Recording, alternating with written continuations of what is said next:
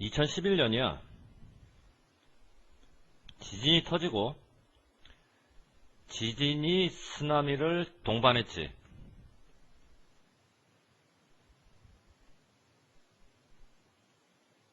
동반하다 뭐뭐를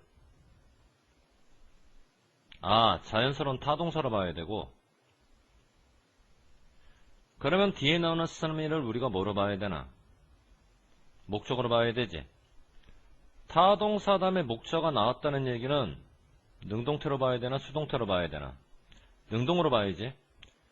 그래서 이제 현재 분사가 아니라 과거 분사라고 생각을 해도 상관없어. 지진 그리고 쓰나미, 이게 파괴를 했단 말이야.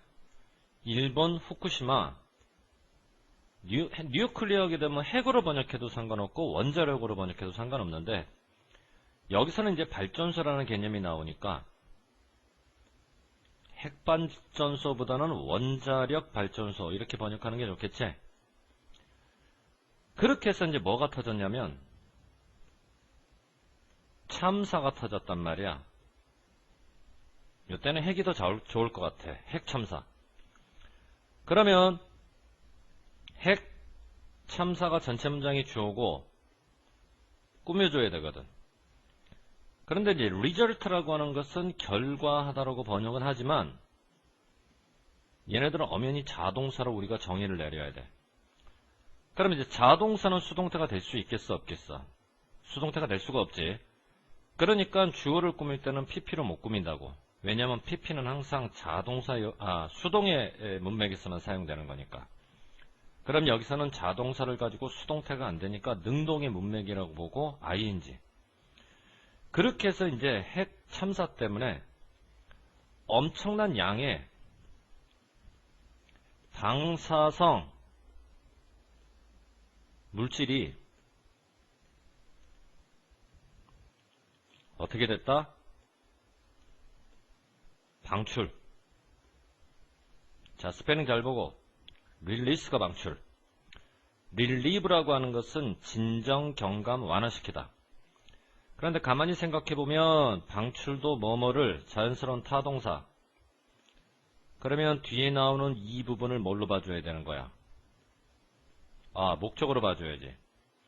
그러니까 이것도 지금 목적어가 있는 타동사니까 이렇게 능동으로 들어가지. 핵 참사가 주어라고 해서 여기에 비동사를 첨가해서 수동태를 만들어버리면 된다 안 된다? 안 되는 거지. 그렇게 해서 이제 방출을 시킨 거야. 엄청난 양의 방사성 물질을. 어디 안으로? 주변 지역 안으로. 자, 이제 주변 지역이 되려면 surround가 ing가 돼야 될까? pp가 돼야 될까? pp는 수동이고 ing는 능동인데, 이 surround라고 하는 것은 무슨 뜻이냐면 둘러싸다. 이게 무슨 말이냐면 후쿠시마가 여기야. 여기서 핵발전소가 터졌다고. 방사성 물질이 퍼져나가겠지? 어디로? 주변 지역으로. 주변 지역은 후쿠시마를 둘러싸고 있는 지역. 그러니까 주변 지역이 되려면 둘러싸고 있는 지역이 돼야지 둘러싸인 지역이 아니지. 둘러싸인 지역은 후쿠시마고 주변 지역은 후쿠시마를 둘러싸고 있는. 그러니까 이런 경우에는 둘러싸다라는 동사를 가지고 둘러싸인이 아니라 둘러싼 느낌이 왔어? 엄연히 능동태가 돼야 된다는 거야. 알겠지 무슨 말인가? 그렇게 해서 불가능한 거야. 인간이 일을 한다고 하는 것은 이와 같은 환경에서. 일을 누가 한다고? 인간이 일하고 일하기를 인간이 하면 일종의 주어 대 동사. 그지? 그런데 이 일종의 주어 앞에 for를 붙여놨지? 이런 걸 우리가 뭐라 그래? 의미상 주어라고 한다고. 의미상 주어라고 하는데 이게 지금 부정사의 의미상 주어냐 동명사의 의미상 주어냐. 전치사 for가 들어가면 항상 부정사의 의미상 주어. 그러니까 뒤에는 동사 형태가 어떻게 나와야 되냐면 이렇게 부정사로 나와야지 동명사로 못 나오는 거야. 그러니까 이런 착각하지 말라고. 전치사가 나왔기 때문에 전치사 플러스 ing 개념으로 가면 안 되는 거야. 알겠지? 무슨 말인가? 그리고 이제 해석을 다시 해보면,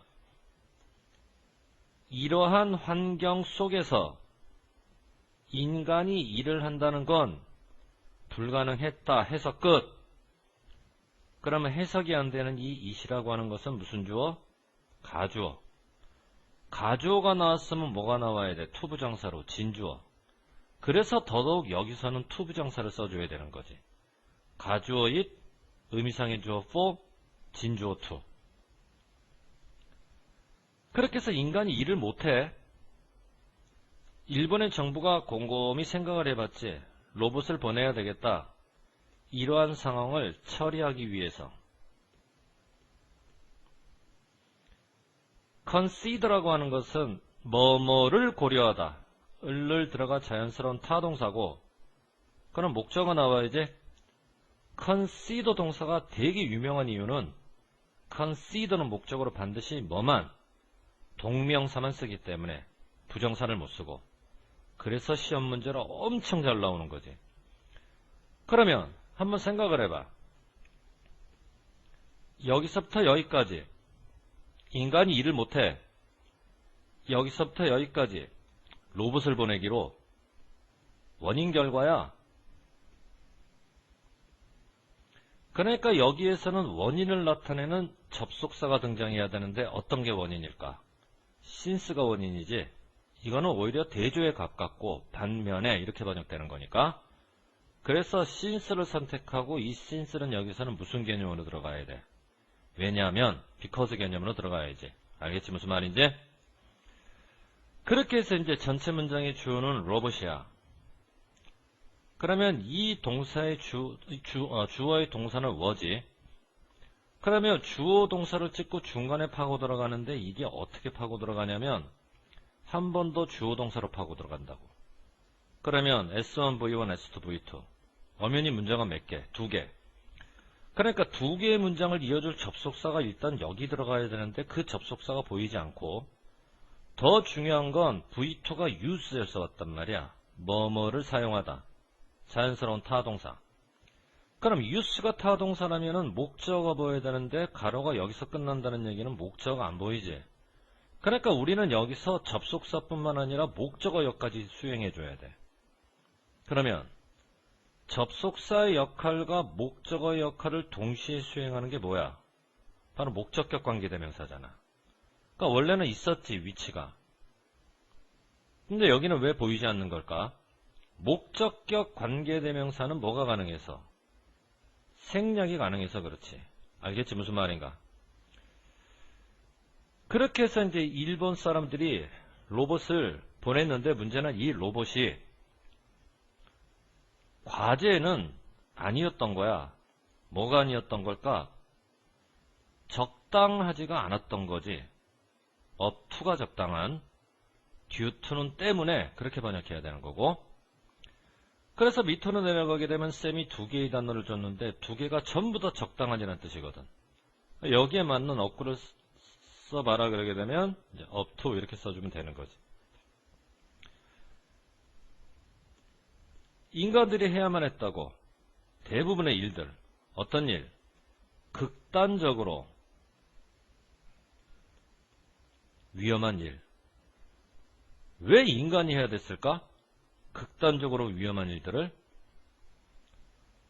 로봇이 그 일에 적절치가 않다고 했잖아. 그러니까 로봇이 적절하지 않았기 때문에 인간이 일을 할 수밖에 없었다는 이번에도 원인 결과. 그럼 여기에서도 인과관계 연결사가 나와야지. 어떤 게 인과관계? 요거지. 결국. 이거는 더욱이 게다가라고 번역이 되는 비슷한 내용이 추가되고 첨가되는 관계라서 쓸 수가 없지. 자, 여기까지 정리.